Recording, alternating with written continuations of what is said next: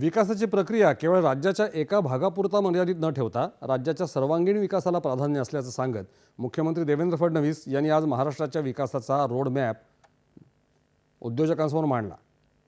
नाशिकमध्ये CII young Indians शाखेच्या वतीनं आयोजित संवादात ते बोलत होते।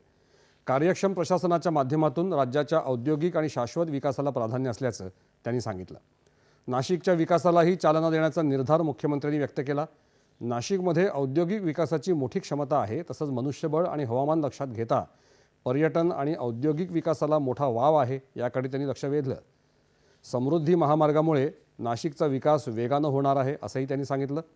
वाढवण बंदरासाठी नाशिकमधून ग्रीनफील्ड मार्ग तयार करण्यात असल्यानं त्याचा फायदाही नाशिकला होईल असं मुख्यमंत्र्यांनी स्पष्ट केलं।